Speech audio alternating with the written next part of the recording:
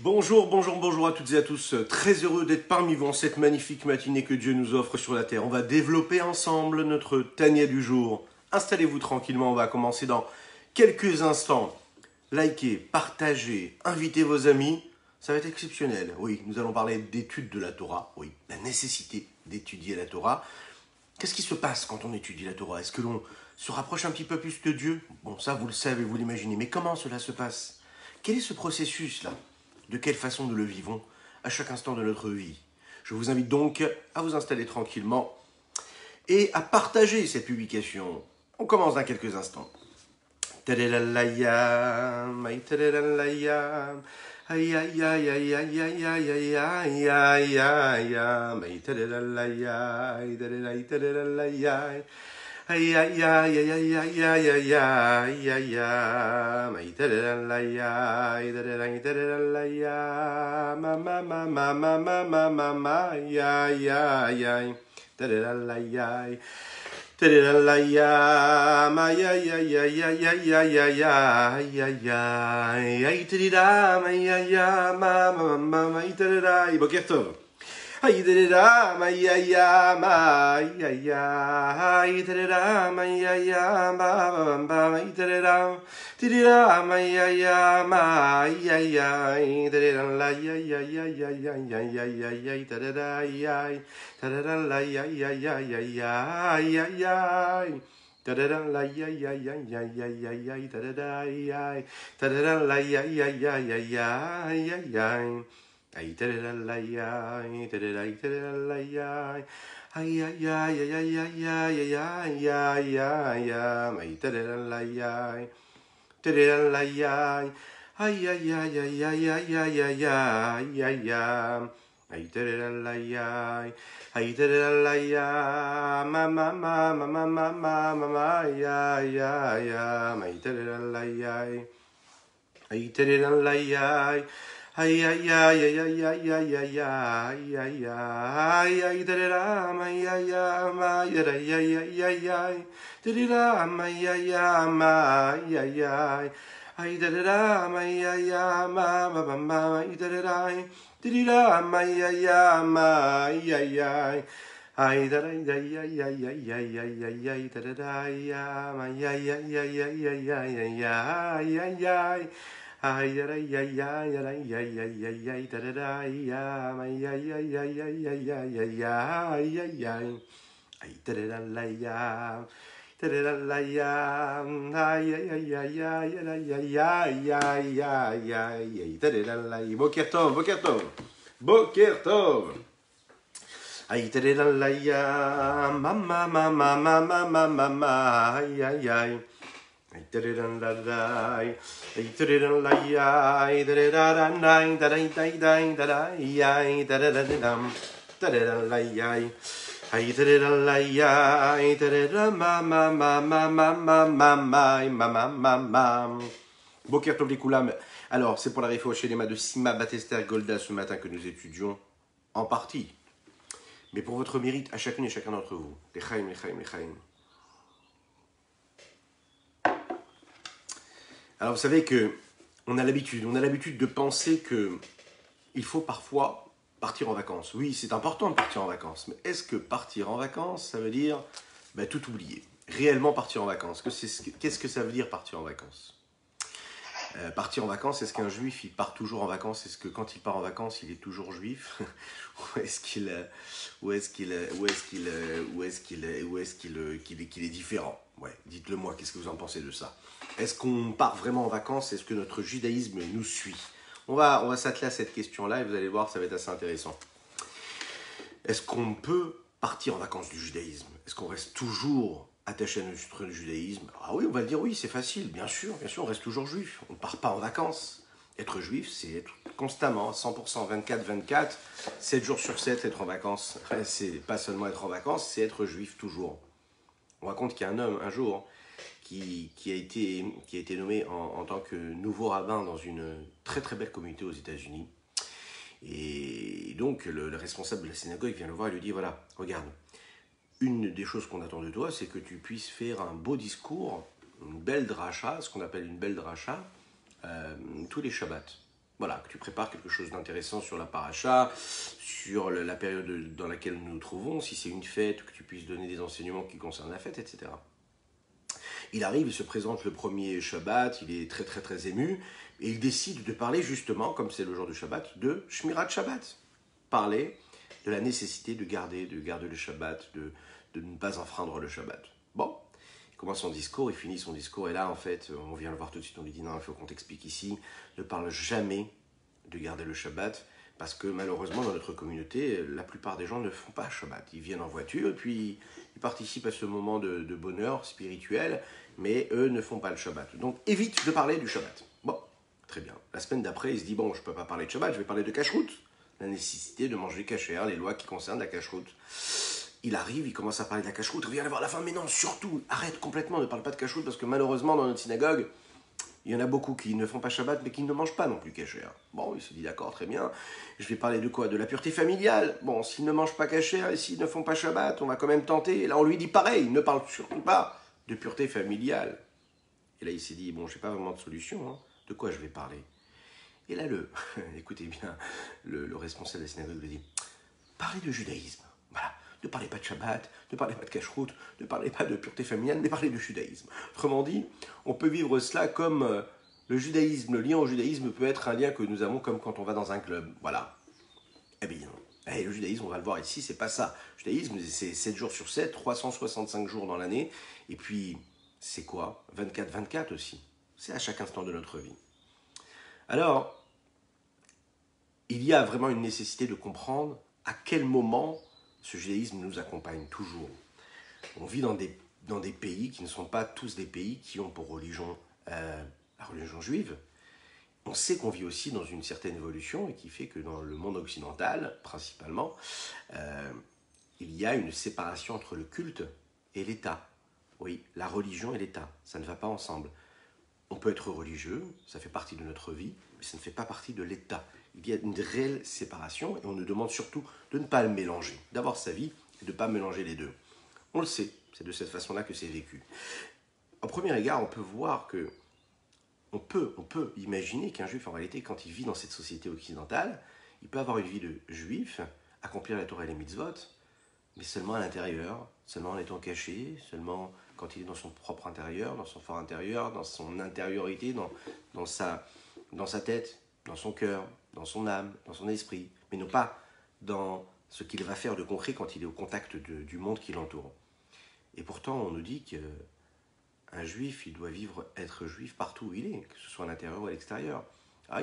On sait qu'à travers l'histoire, il y a eu des tendances comme ça qui disaient non, il faut être un juif à l'intérieur, et puis quand tu es dehors, sois comme tous les autres. Mais on sait ce qui s'est passé avec ça, c'est que malheureusement, il y a eu une assimilation phénoménale. Non, on est un juif à l'intérieur, un juif à l'extérieur. On ne demande pas d'être ostentatoire, on n'est pas une religion prosélyte, mais on reste celui qu'on est, on assume celui qu'on est. On n'a pas besoin de cacher celui que nous sommes. Notre vie doit être celle qu'elle est, et quand on respecte les lois de la Torah, c'est ce que nous va voir ici, c'est la raison pour laquelle nous devons les respecter partout où nous sommes, parce qu'à ce moment-là, on s'attache avec Akadosh Baruch Hu, que Dieu nous enlace à travers ces commandements-là, à travers ces recommandations. Et quand on accomplit la Torah et les mitzvot, eh bien, on s'imprègne de Dieu. Dieu, c'est pas quelque chose qui est extérieur. Dieu, il est là avec nous en vacances, il est là au travail, il est là dans le bureau, il est là dans le métro, il est là dans la voiture, il est là à chaque instant de notre vie. D'un deuxième regard, on pourrait dire qu'en réalité, puisque le judaïsme, c'est quelque chose qui est constamment avec nous, c'est un essentiel qui peut se vivre dans l'amour de Dieu et qui s'exprime et qui exprime l'amour de Dieu. Ce que nous disons tous les jours dans le Shema. Le Shema Israël, nous disons qu'il faut enseigner la Torah à nos enfants quand on se lève, quand on se couche, quand on marche dans la rue. On vit ça, c'est dans notre cœur, dans notre esprit. Donc on voit bien qu'en réalité ici, c'est ce que le Admour HaZaken, le Rabbi Shlomo Zalman, va nous détailler ici. Il va nous dire, voilà, il faut savoir une chose. C'est que à chaque fois que l'on va étudier la Torah, on va se rendre compte que la Torah, elle inclut, elle englobe toutes les forces de l'âme d'une personne, toutes les forces de son esprit, mais aussi toutes les forces de son action. Elle entoure, elle englobe, elle accompagne chacune de nos actions, chacune de nos étapes dans la vie. Elle est avec nous. Ce n'est pas quelque chose d'extérieur, c'est nous, ça devient ce que nous sommes nous-mêmes. Nous sommes ce que nous étudions. Un jour, il y a un homme, c'est une petite blague Un jour, un homme qui se préparait pour aller en vacances et s'est rendu compte qu'il avait avec lui 7 brosses à dents. Il avait toujours 7 brosses à dents partout où il allait. On lui a dit, mais comment ça se fait que tu as 7 brosses à dents? Il a dit, moi je suis quelqu'un de très méticuleux. J'ai une brosse à dents pour quand je me brosse les dents après un repas qui est bassari, d'accord, un repas de viande. Une brosse à dents que j'utilise pour ne pas le mélanger avec le lait, que j'utilise après un repas de lait, après un repas lacté. Et puis il y en a une autre que j'utilise quand je consomme un aliment qui est ni l'un ni l'autre, qui est parfait. Voilà, ni viande, ni lait. Ok, génial. Et pourquoi est-ce que tu en as 7? Il y en a 4 en plus là. Et il a dit, bon, c'est pour la période de Pessah. Ouais, pour pas que le chametz qu'il puisse y avoir, et qu'il pourrait y avoir sur cette brosse à dents-là que j'utilise toute l'année, il pourrait y avoir du chametz. Et moi, je ne veux pas qu'il y ait du chametz pendant Pessah. Donc, j'en ai 3 autres pour Pessah. Je dis, mais pourquoi 3? Pareil. Une pour la viande que je consommerai à Pessah, la deuxième que je consommerai pour le lacté à Pessah, et puis la troisième pour le parvé de Pessah. Et là, on lui demande, on lui dit, mais pourquoi la 7e? Qu'est-ce qu'il y a de spécial? Pourquoi 7? Pourquoi une en plus? Et là, il a dit non. Celle-ci, c'est ni pour l'année ni pour Pessah. C'est quand je suis en vacances. Et alors, en vacances? En vacances, je me suis beaucoup plus cool. Je me libère de toutes ces chaînes-là. Je me libère de ces barrières. Quand je suis en vacances, une brosse à dents, ça suffit. Je vous laisse intégrer cette idée-là et comprendre un petit peu les différentes visions que l'on peut avoir dans la vie. Oui, on est en vacances, mais c'est pas parce qu'on est en vacances qu'on ne doit pas prendre la brosse à dents qui correspond à chaque repas. Ça ne veut pas dire qu'il faut en avoir 7. Mais vous avez compris le message, on reste celui que nous sommes, peu importe dans notre accoutrement, dans ce que nous allons consommer, dans notre façon d'être, notre façon d'accomplir la Torah et les mitzvot, dans le respect de tout ce que nous respectons pendant l'année. Il faut savoir garder aussi, pendant les vacances, toutes les références et toutes les valeurs et tous les ancrages que nous avons. On va le voir. Le Admorazaken ici va nous dire qu'est-ce qui se passe quand un homme accomplit la Torah et les mitzvot. On va voir qu'en réalité, ça englobe son intellect, ses sentiments, tous les membres de son corps, et l'homme se retrouve complètement imprégné, entouré de la lumière d'Akadosh Baruch Hu. Quand il rentre dans ce bouquet-là qui est la vie, il fait partie de ce rocher-là qui est la vie. Alors à ce moment-là, tout se passe bien, puisqu'il est imprégné, et il est cette lumière-là, et la lumière l'entoure. Dans les mots, étant donné que la Torah et les mitzvot qu'il y a dans cette Torah habillent complètement et revêtent les 10 forces de l'âme, les 10 vœux de l'âme, qui sont les 10 forces de l'intellect, et du sentiment et des émotions,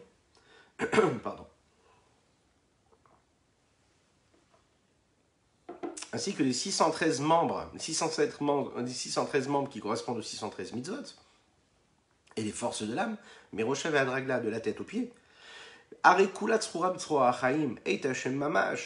toute l'âme est reliée avec ce lien indéfectible qui est la vie avec Akadosh Baruch Hu véritablement. Excusez-moi.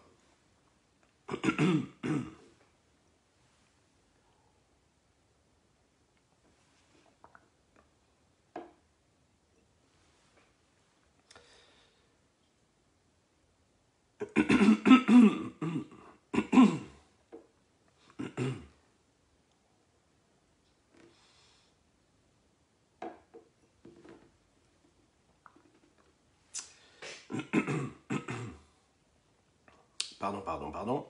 Et donc, ces 10 forces de l'âme qui s'habillent à travers les 10 forces, les 10 séphirotes, les 10 forces, que ce soit intellectuelles ou émotionnelles, elles reflètent véritablement la volonté d'Akadosh Baruch Hu. Et donc la lumière d'Hachem va englober, va habiller la personne, comme il est dit dans les Teilim, que Moshe Katouf, Tsuri Chesebo. Tsuri Chesebo, c'est mon rocher, c'est ma balise réelle, et c'est parmi laquelle que moi je peux, c'est celle que je peux voir, que je peux saisir. Et c'est en lui que j'arrive à me retrouver.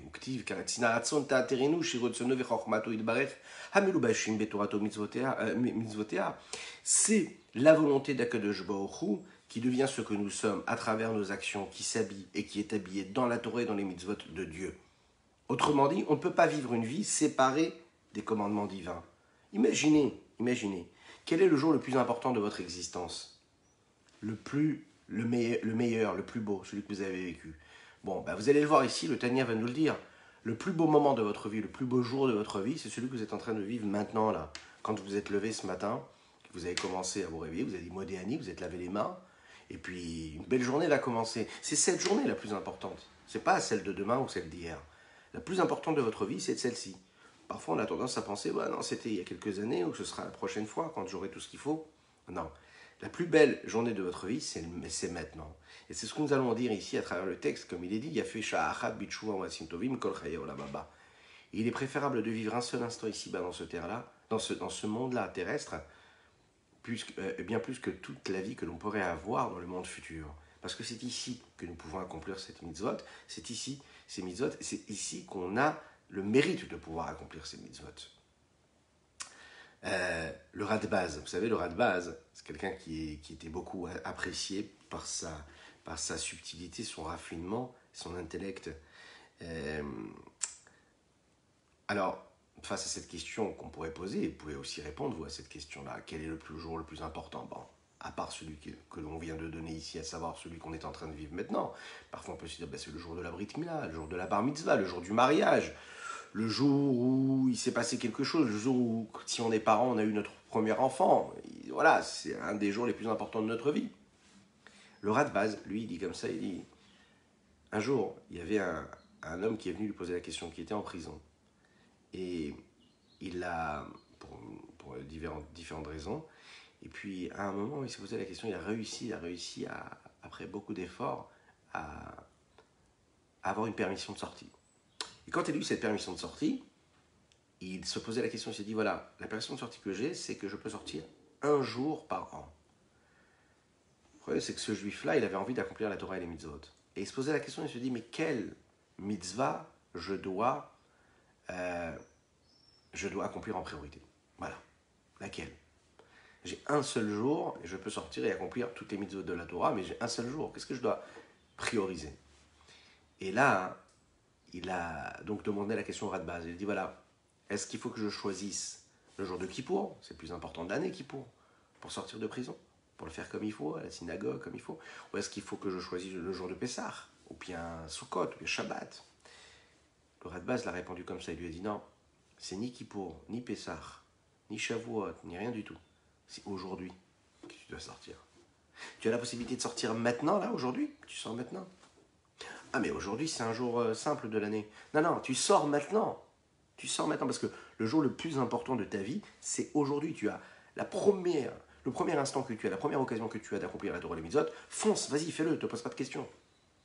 On apprend en réalité de cela, que l'instant, dès qu'on a un instant dans notre journée, on peut faire quelque chose de bien. On peut transformer notre journée par cet instant-là. Peu importe ce que j'ai fait l'instant d'après, que ce soit quelque chose de totalement négatif, de nauséabond, de totalement interdit, l'instant d'après, je peux faire quelque chose de bien. Après, je ferai tchouva à un moment précis. Je demanderai pardon à Dieu pour les fautes que j'ai pu commettre. Mais l'instant d'après, je dois le vivre. Je ne dois pas attendre Kippour, je ne dois pas attendre Pessah, je ne dois pas attendre... Non, le plus beau des instants, le plus beau des moments, c'est celui que tu vas vivre maintenant. Alors, ici, on va voir la réponse, et on va trouver la réponse dans les mots du Admorazaken, du Rabbi Shlomo Zalman de Liadi, et répondre à cette question-là. Qu'est-ce qui est le plus important? Ce monde-là ici-bas ou le monde futur? A priori, tout ce qu'on nous demande de faire, c'est pour le monde futur. Souvent, on pense que c'est comme ça.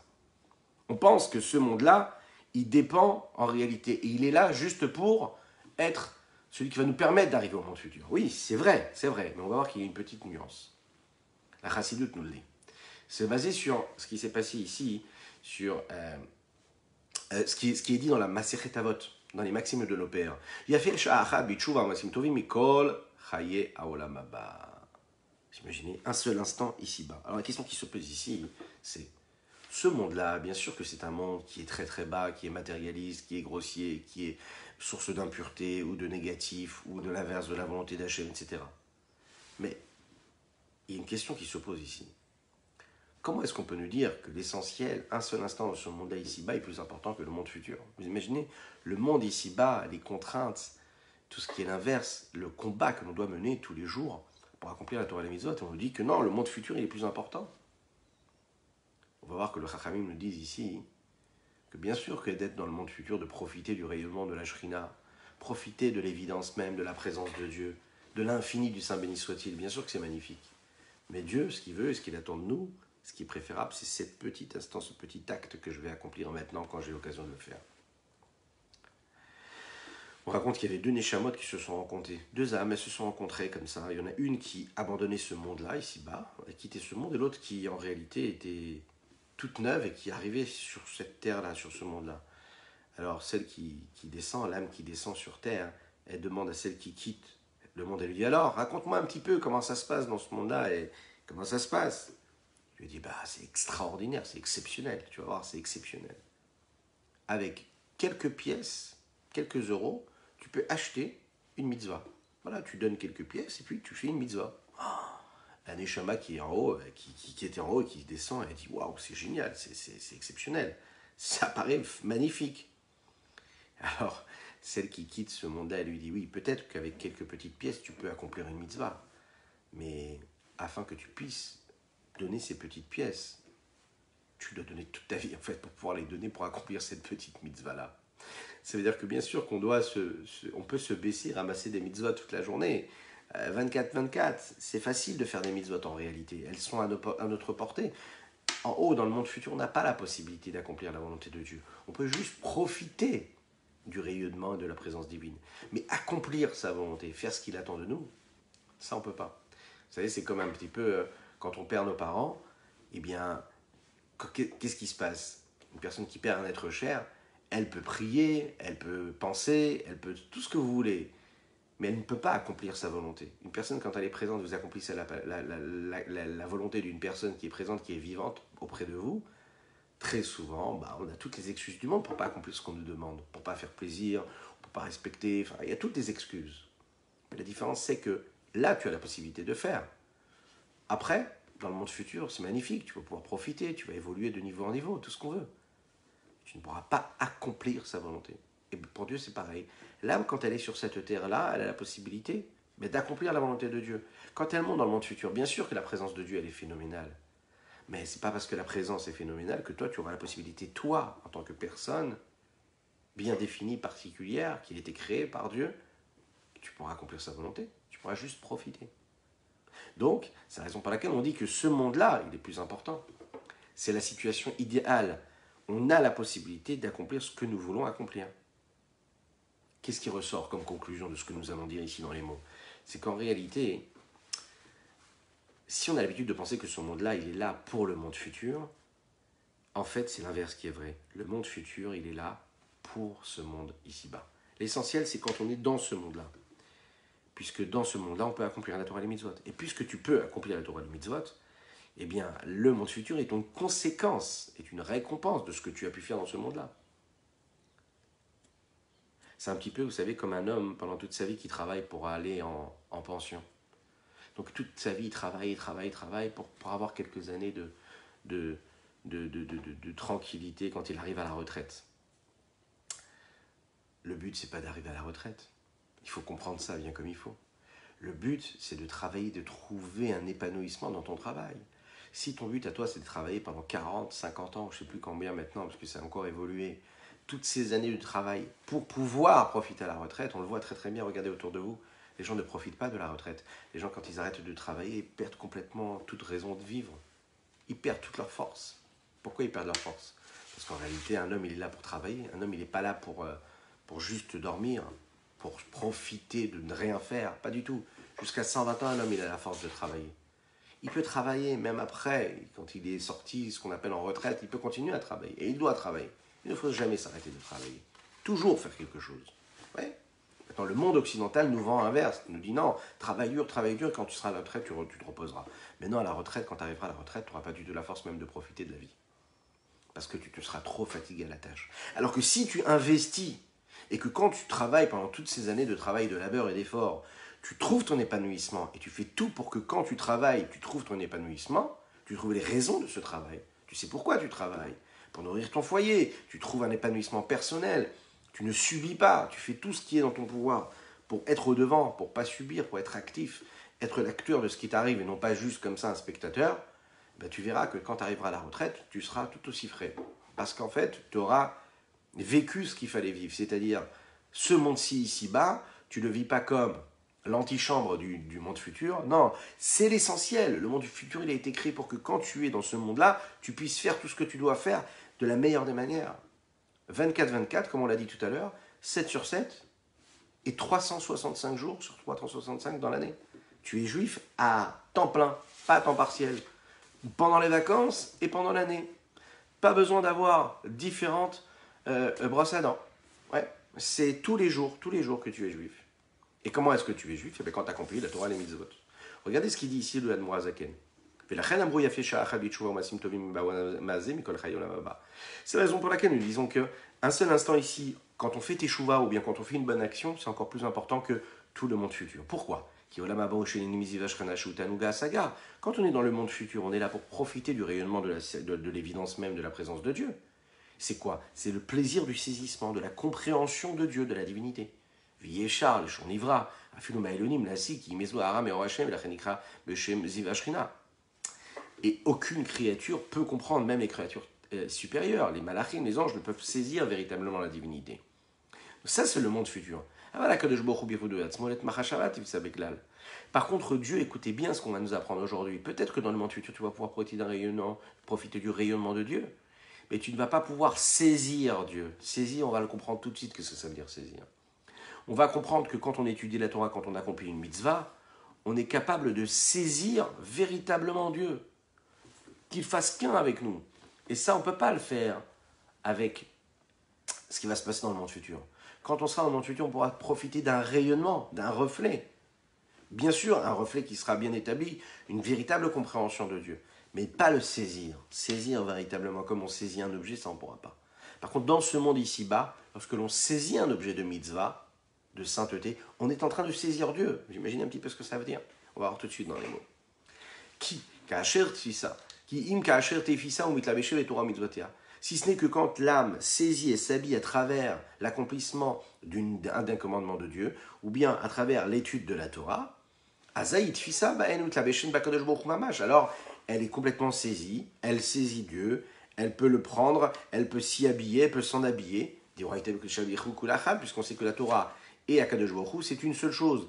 Et puisque Akadosh Baruch Hu et la Torah, c'est une seule chose, quand j'étudie la Torah, et quand j'accomplis la Torah, ben, je suis avec Dieu. Véritablement, je suis avec Dieu. C'est un petit peu quand on est, par exemple, on a fait, il n'y a pas longtemps, et ça passe vite, on était dans la fête de Sukkot.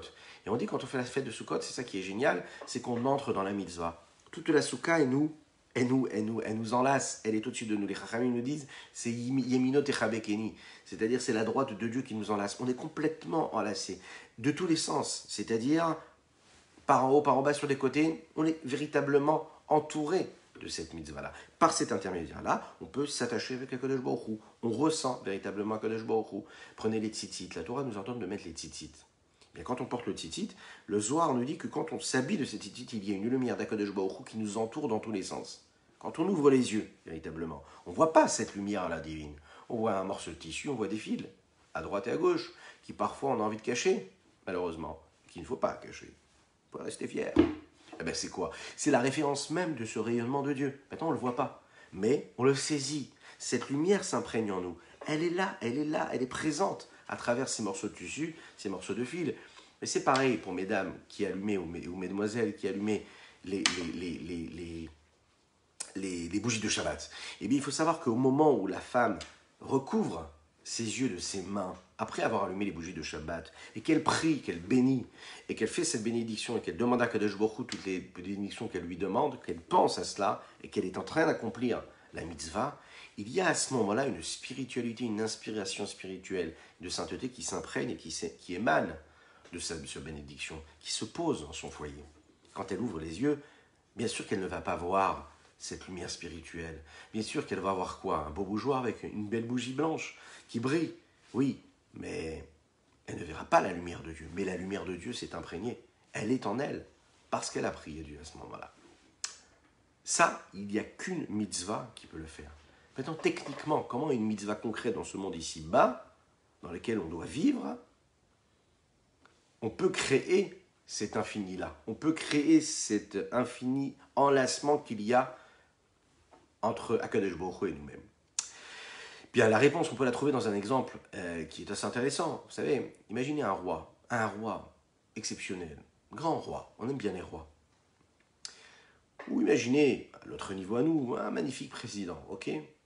Et qui décide de vous serrer dans les mains. Voilà, on n'est pas dans une période comme ça de distanciation, mais véritablement qui décide de vous enlacer. On imagine bien qu'il y a une différence entre l'été et l'hiver. Quand le roi vous enlace et qu'on est en été, il a un petit tissu, un petit costume sur lui, il porte un petit costume. Quand il est en hiver, il y a différentes couches, d'accord, sur son corps. Et donc le rapprochement est beaucoup moins vécu, beaucoup moins intense. C'est un petit peu la même chose. A priori, quelle différence y a-t-il entre l'hiver et l'été?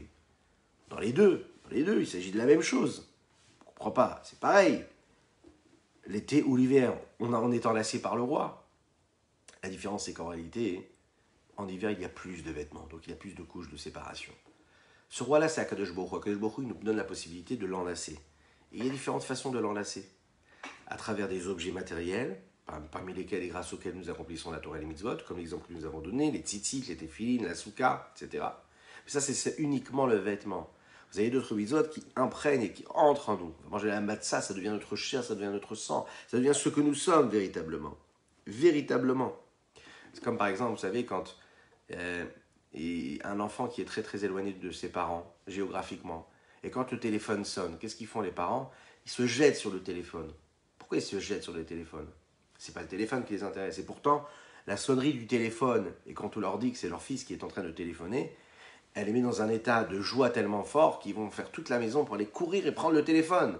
Et si on vous dit, qu'est-ce que tu penses de ce téléphone? Je l'adore ce téléphone, il est magnifique, je l'aime ce téléphone. Mais qu'est-ce que tu aimes? Tu n'aimes pas le téléphone, tu aimes la voix de la personne qui est en train de parler dans ce téléphone. Mais cet outil-là, ce téléphone-là, il te permet de te connecter avec ton enfant qui est loin de toi aujourd'hui et que tu veux entendre. Donc ce téléphone-là, tu vas le prendre avec tout l'amour du monde, tu vas le prendre avec tes deux mains. Pourquoi tu l'enlaces avec tes deux mains? Parce qu'il représente le lien que tu peux avoir avec ton fils. Les mitzvot, c'est pareil. Les mitzvot, c'est en réalité ce qui nous permet de nous attacher avec Akadosh Baruch Hu véritablement. Et que quand on fait une mitzvah, on est enlacé par Dieu. Comme dit le Rabbi Shneur Zalman. Bien que concrètement, la Torah, elle s'habite dans des éléments qui sont totalement matériels. Mais pas seulement matériels, qui sont très très bas parfois. Une peau de bête qui va devenir du parchemin sur lequel nous allons écrire un Sefer Torah ou des téphilines. C'est comme quand on enlace le roi. שאין הפרש במעלת התקרבותו ודבקותו במלך, בין מחבקו כשהוא לבוש לבוש אחד, בין שהוא לבוש כמה לבושים מאחר שגוף המלך בתוכם. L'homme qui est enlacé par ce roi-là ne se pose pas de question du nombre de vêtements que ce roi porte. Ce qui l'intéresse, c'est cet enlacement-là du roi, ce chérissement-là, ce lien, ce contact, ce respect, cet amour que ce roi-là a pour lui. Peu importe le nombre de vêtements qu'il a. C'est pareil avec les mitzvot. Peu importe le nombre d'objets qu'on nous demande d'utiliser, peu importe le prix qu'on doit payer parfois pour ces objets, peu importe l'état de grossièreté a priori initial et matériel de cet objet-là, physique, qu'on nous demande d'utiliser pour accomplir la volonté de Dieu, cela nous importe peu, puisque ce qui nous intéresse, nous, c'est d'être enlacés par cette droite de Dieu. La Torah est donnée par la droite, ce qui correspond à cette référence-là même de la bonté, l'eau, le partage. Le Rav Shlomo Chaim Kesselman, qui était un très très très grand mashpia, un grand Rav en Eretz Israël, un très très grand chassid, et qui a vécu, avant d'arriver en Eretz Israël, en Russie, un grand chassid Lubavitch. Et quand il était en Russie, il a dû aller malheureusement en prison, comme beaucoup de chassidim, et pendant qu'il était en prison, ses enfants, il avait deux enfants qui étaient en fait des jumeaux.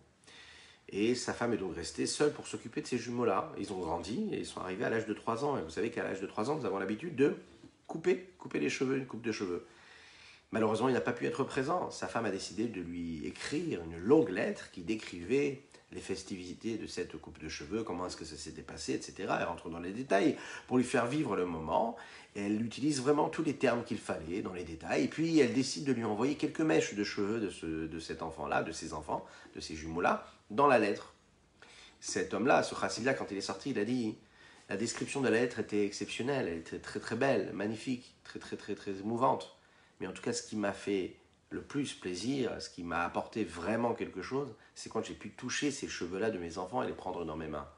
Autrement dit, c'est juste des petits cheveux, des petites mèches qu'il aurait pu couper après ou avant, qui n'avaient aucune signification particulière. Mais au moment où je saisissais ces mèches de cheveux, dit-il, eh ben, je sens que je suis en train de saisir quelque part mon enfant. Et quelque part, ça me rapproche de lui beaucoup plus qu'en lisant la lettre. Oui, même si elle est joliment expliquée, joliment détaillée. Ce qu'on voit ici, c'est quoi? C'est quand on est capable de prendre un objet matériel, on réussit à vivre véritablement un message. On réussit à vivre ce qui se passe.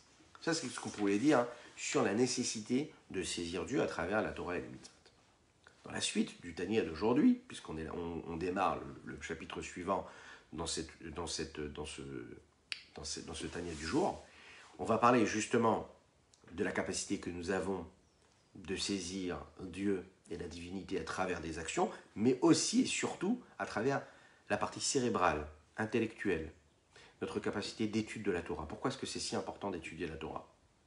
Pour comprendre cela, nous allons voir quelque chose ici et voir la valeur que la Torah peut avoir. On sait que l'éducation et l'instruction dans toutes les sociétés, surtout les sociétés modernes dans lesquelles nous vivons, occidentales, mais pas seulement, on a compris. On a compris que l'instruction et l'éducation, c'est ce qui faisait et qui donnait un certain niveau et une certaine valeur au pays dans lequel nous vivons. C'est ce qui fait en sorte que la population qui vit dans le pays peut grandir, évoluer. Plus un pays sait éduquer, sait instruire ses enfants, plus c'est un pays qui est évolué, logiquement. Depuis l'instant où nous naissons, on apprend à vivre, on apprend à avancer. On apprend à reconnaître des formes, des couleurs, des voix, des sons. Ensuite, on va à l'école. On peut passer là-bas énormément d'heures, de nombreuses heures. D'ailleurs, on confie nos enfants à ces professeurs qui, pendant toutes ces heures, vont leur enseigner, les éduquer, les façonner. Oui. On grandit, et puis même quand on grandit, qu'est-ce qu'on fait? On continue à apprendre. On va à l'université, on va à la yeshiva, on apprend. Dans cette période moderne dans laquelle nous vivons, la place de l'instruction est devenue centrale. Elle est essentielle même. C'est la base de tout. L'instruction et l'éducation. On aurait pu penser que l'essentiel même et le centre de l'instruction provient de la nécessité que l'on aurait, nous devrions avoir, de posséder et d'avoir cette instruction qui pourrait nous permettre d'avoir un métier. Il y a parfois cette tendance d'explication. Oui, tu dois travailler pour qu'après tu puisses avoir un métier. Pour qu'après tu puisses faire quoi, on ne sait pas. En fait, on va voir que ce n'est pas ça, réellement ça. Il faut comprendre qu'en réalité, l'éducation, l'instruction, c'est ce qui façonne ce que nous sommes dans notre personnalité, mais pas obligatoirement celle qui va façonner et qui est juste là pour nous apprendre un métier.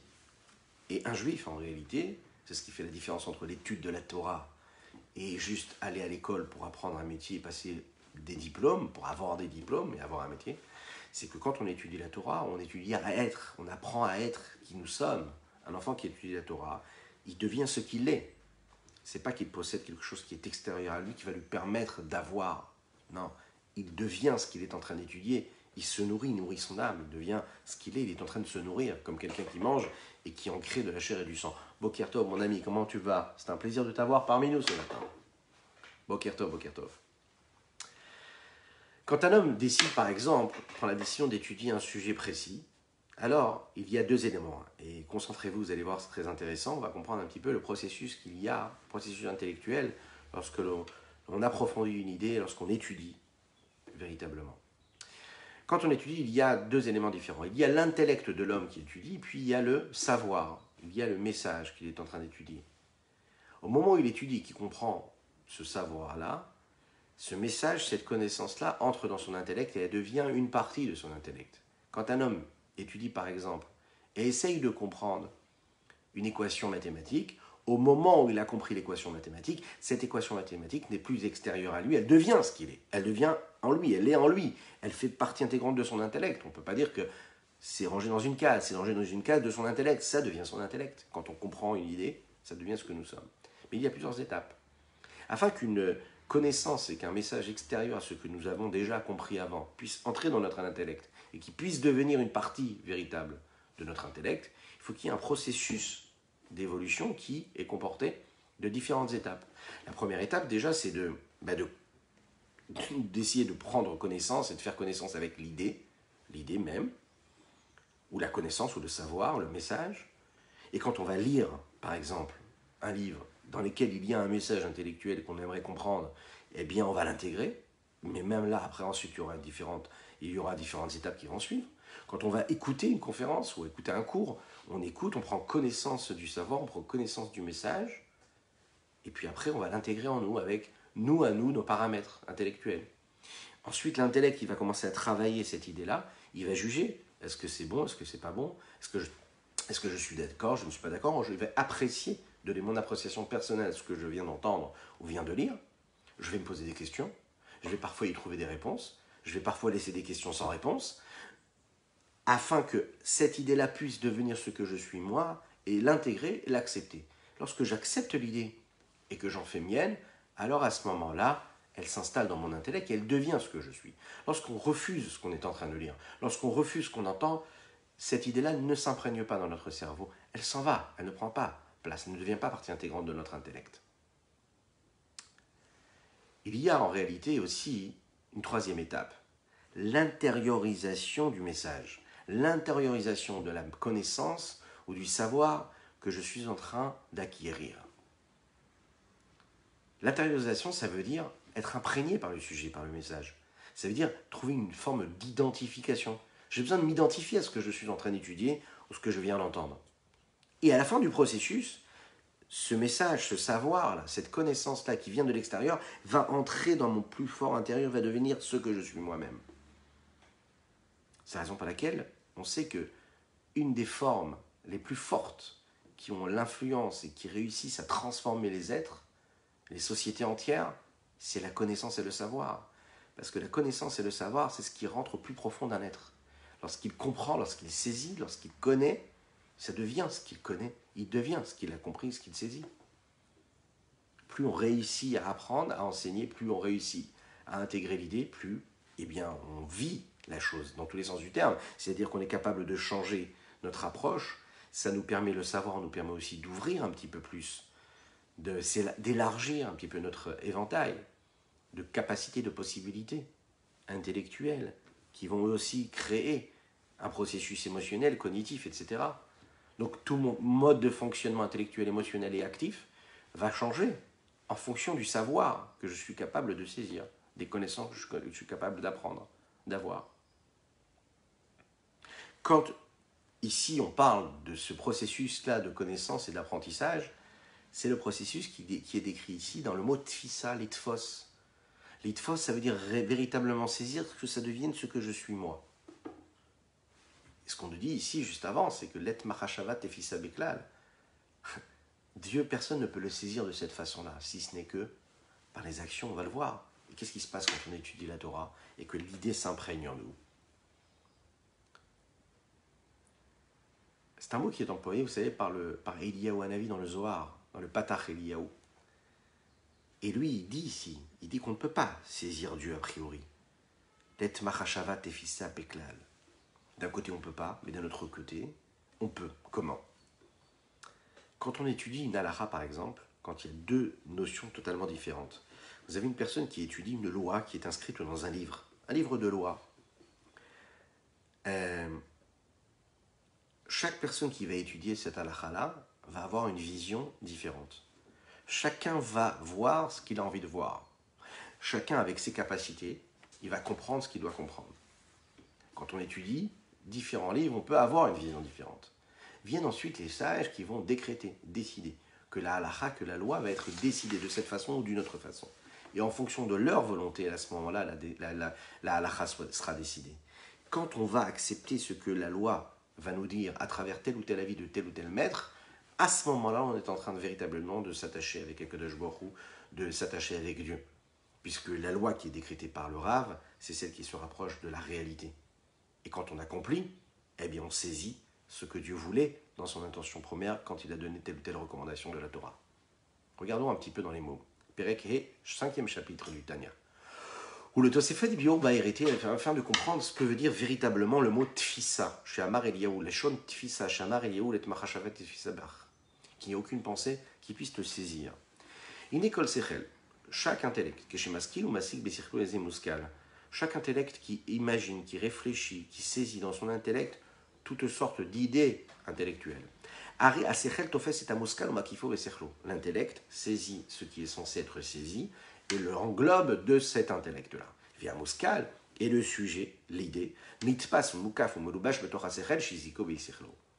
est saisi, est entouré, est englobé, est habillé dans l'intellect de la personne qui a fait cette démarche-là et ce processus de saisissement et d'intellectualisation de cette idée-là. Ça veut dire que le potentiel de l'intellect, regardez bien ça, la force qui me permet, l'énergie qui me permet de comprendre ce que je suis en train de comprendre, oui, saisit même l'idée. Saisit l'idée à tel point que l'idée devient ce que je suis, moi, devient même mon outil qui me permet de comprendre l'idée. Yair Machal, l'exemple qui est donné ici.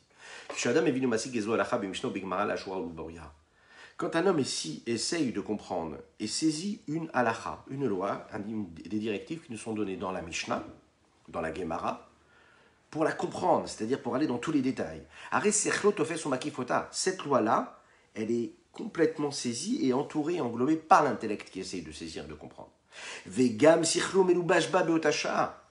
Et son intellect est aussi habillé dans cette idée intellectuelle. Vous voyez ce que ça veut dire ici? Ça veut dire que l'homme, qui comprend quelque chose, il n'est pas extérieur au message qu'il est en train de saisir. Ça veut dire que quand je comprends quelque chose, une idée intellectuelle qui est extérieure à ce que je comprenais ou que j'imaginais avant, au moment où je comprends, non seulement j'englobe par mon intellect, par mon outil qui me permet de comprendre l'idée, cette idée-là, mais aussi mon intellect est complètement imprégné et il est dans l'idée. Il devient l'idée même. Donc c'est dans les deux sens ici. En réalité, il faut comprendre une chose, que chaque halakha qui nous a été dans la Torah, c'est basé vraiment sur des raisonnements halakhiques qui ont été décidés, qui datent de Moshe. Moshe Missinaï, c'est-à-dire que quand les Chachamim, à travers les générations, à travers ce qui a été écrit dans la Torah, ce qui a été écrit dans le Chumash, ce qui a été écrit dans les Nevi'im, les Ketuvim, dans le Tanakh, ensuite dans la Mishnah, ensuite dans la Gemara, les Chachamim viennent jusqu'à aujourd'hui prendre des décisions halakhiques. C'est ce qui a été donné à Moshe Rabbeinu, notre saint maître Moshe Rabbeinu, au mont Sinaï. Comment le sait-on? Vous savez, c'est l'histoire d'un conducteur de bus. Vous savez, il a été invité à venir accompagner des gens à un mariage, à un moment précis. Voilà, vous devez venir pour venir prendre des invités, les accompagner à cette heure précise. Par contre, on vous précise, voilà, les conditions, c'est que vous serez payé que si vous venez à telle ou telle heure.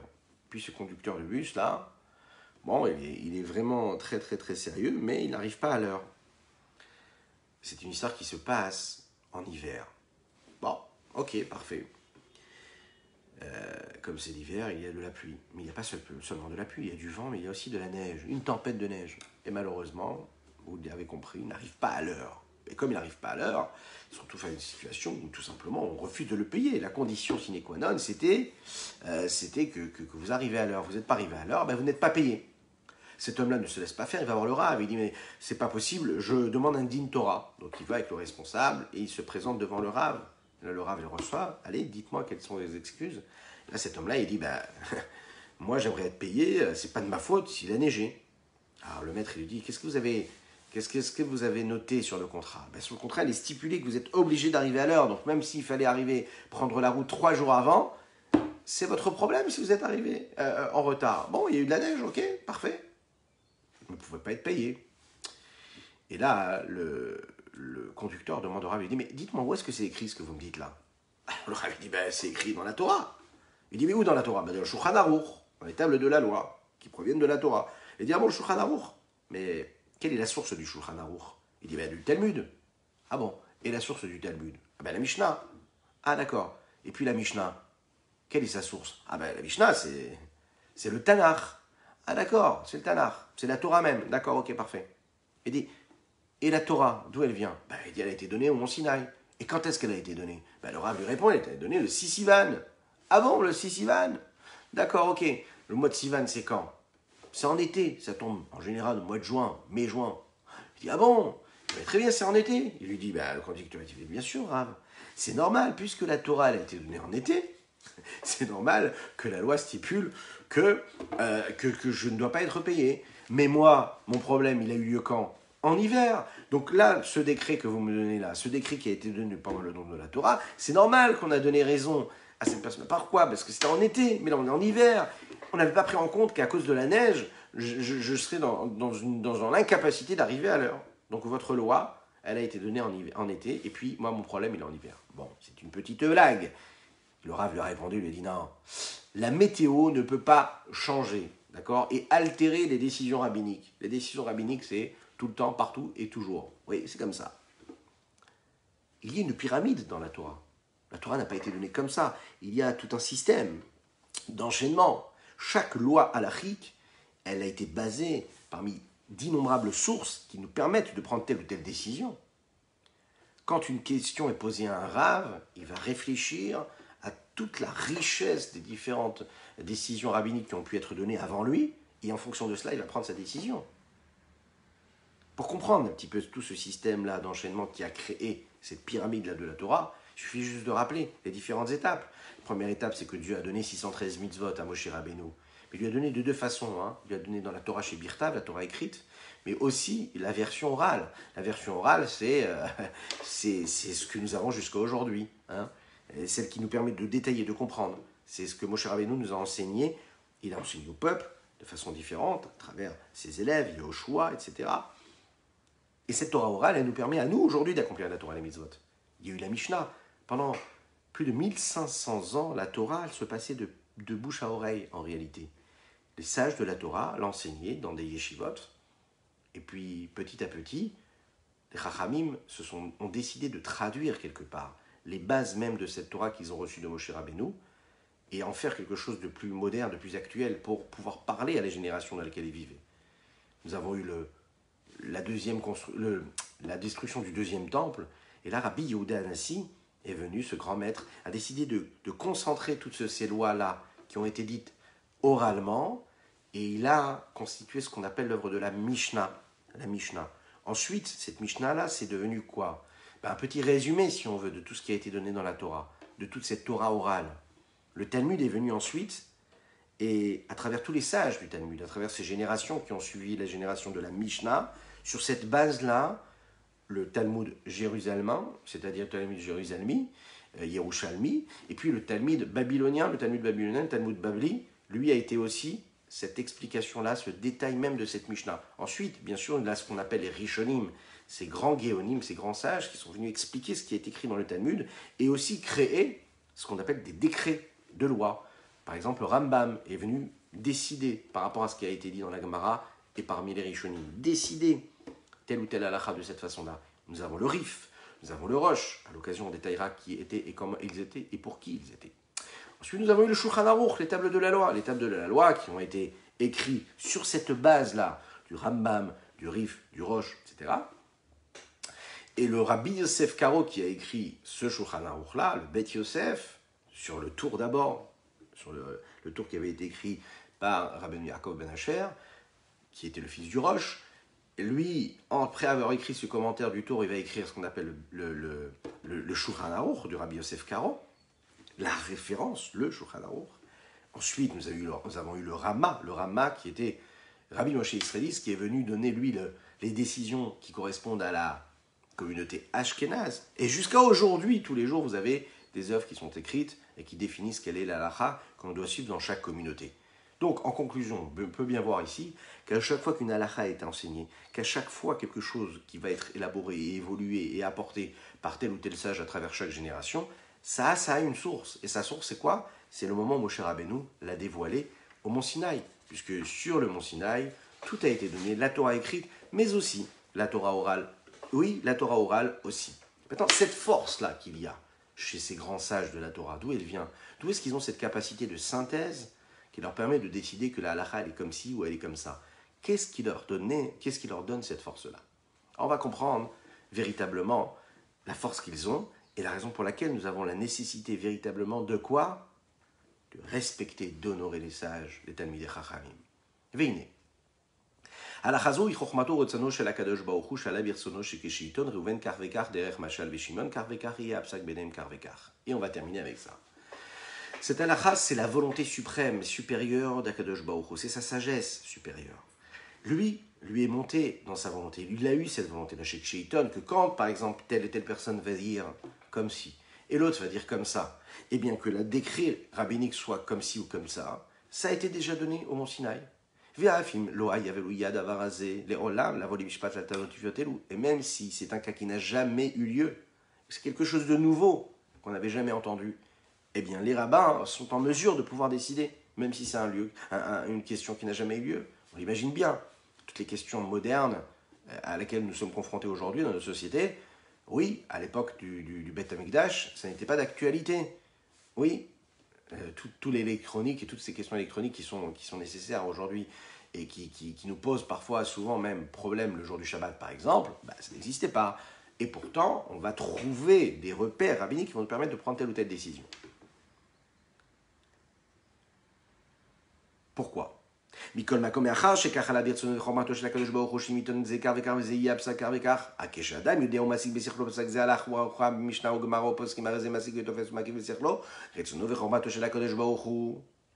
Au moment où toi tu es en train d'étudier la Torah à notre époque en 2020, presque 2021, et que tu es en train de te concentrer pour essayer de comprendre tel ou tel décret rabbinique moderne, de tel ou tel décisionnaire qui correspond à l'évolution de la technologie, et comment est-ce que je peux respecter Shabbat à travers ces questions-là, ou bien comment est-ce que les rabbinim vont trouver des solutions pour permettre à une femme d'avoir des enfants, même si à l'époque on n'imaginait même pas de pouvoir utiliser tel ou tel processus, et qu'aujourd'hui d'après la halakha on va trouver toutes les raisons de permettre les choses, ça les rabbinim vont pouvoir le faire parce que Akadosh Baruch Hu a décidé que quand un chacham, quand un sage, il met sa tête, qu'il arrive à avoir tel ou tel raisonnement, et que ce raisonnement crée tout un processus intellectuel qui fait en sorte qu'il arrive à telle ou telle conclusion, et même décision rabbinique, au moment où il a cette pensée-là, au moment où il a cette ouverture d'esprit qui lui permet d'aller dans tel ou tel côté, de tel ou tel sens, c'est Dieu qui s'habille dans la décision qu'il est en train de prendre.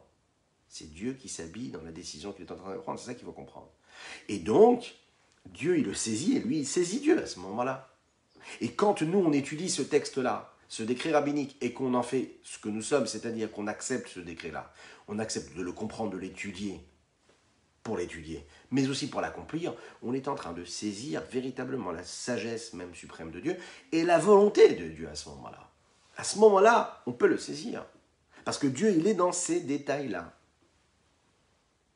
Bien que l'être machashavat fisabeklal, bien que Dieu, a priori, on ne peut pas le saisir, il n'y a pas une pensée qui puisse saisir ni lui, ni sa volonté, ni sa sagesse. La seule façon de saisir Dieu, écoutez ça, c'est exceptionnel. La seule façon que nous avons, c'est quand on utilise, quand on va se saisir des lois qui ont été décidées, dans lesquelles il y a la volonté et la sagesse de Dieu dans la Torah, alors là, on peut quand même saisir Dieu.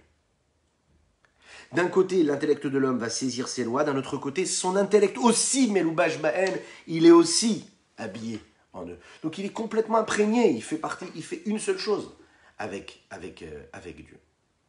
Alors là, on m'écrit un message, on me dit, les sages sont des inventeurs. Non, les sages ne sont pas des inventeurs. Les sages sont des découvreurs. Voilà. Les sages sont là pour faire de la lumière sur quelque chose qui est déjà là. C'est une sagesse qui existe déjà. C'est une volonté supérieure de Dieu, suprême. Inventeur, ce serait de dire qu'ils ont inventé quelque chose. Pas du tout. Les sages, en fait, ils développent, ils dévoilent la volonté suprême de Dieu. Mais peut-être que c'est ce que tu voulais dire, mon ami. Et pour terminer,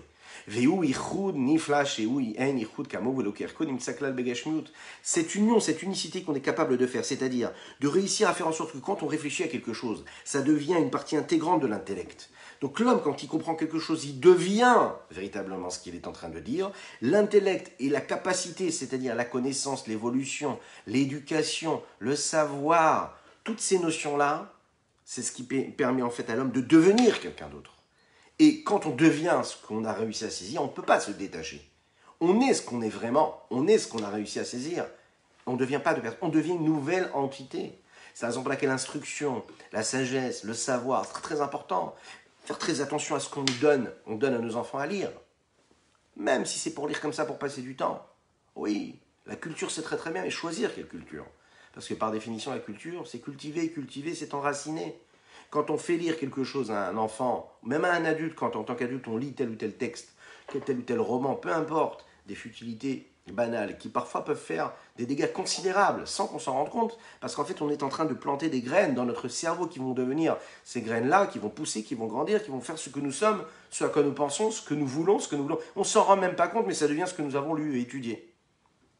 Et ça, d'un côté positif, c'est ce qui nous permet de nous attacher avec Dieu. Parce que quand on étudie, quand on saisit cet élément matériel, qui lui est imprégné de la sainteté de Dieu parce qu'on accomplit la volonté de Dieu à ce moment-là, on est en train de s'élever complètement au niveau de ce rayonnement de Dieu qui est dans cette matière-là. Et c'est une union, là il dit les mots, ici le Rabbi Shneur Zalman.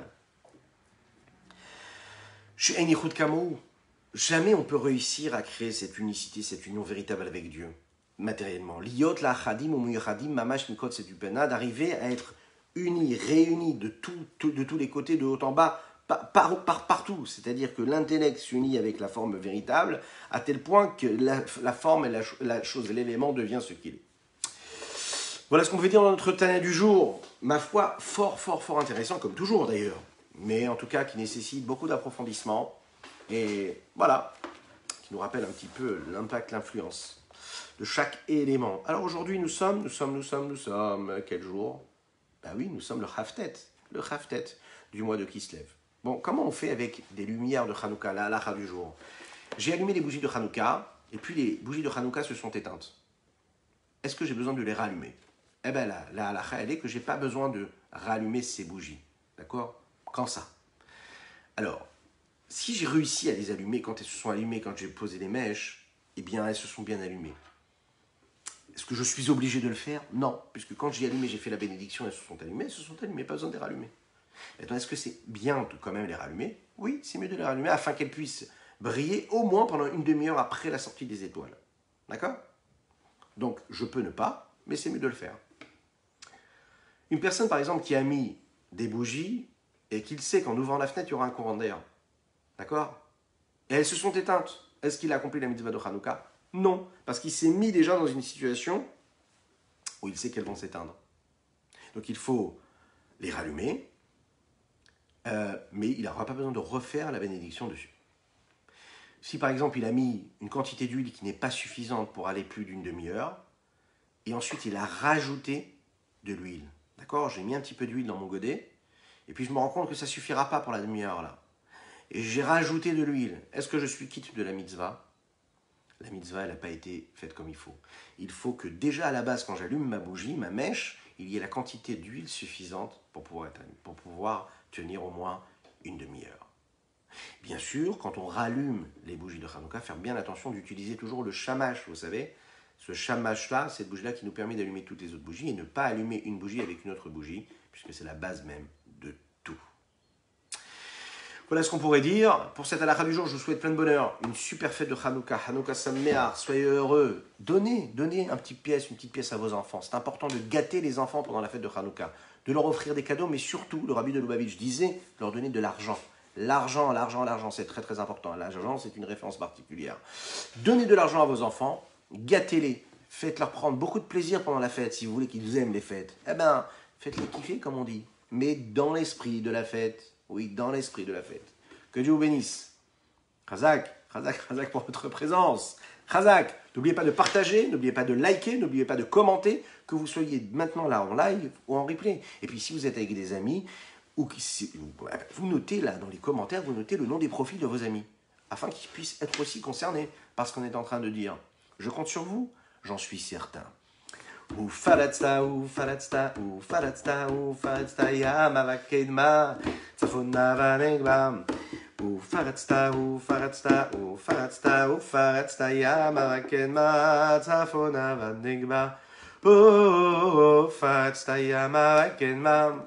Ufaratsta, tsafona vanegba. Tedirai, yai. Bonne journée.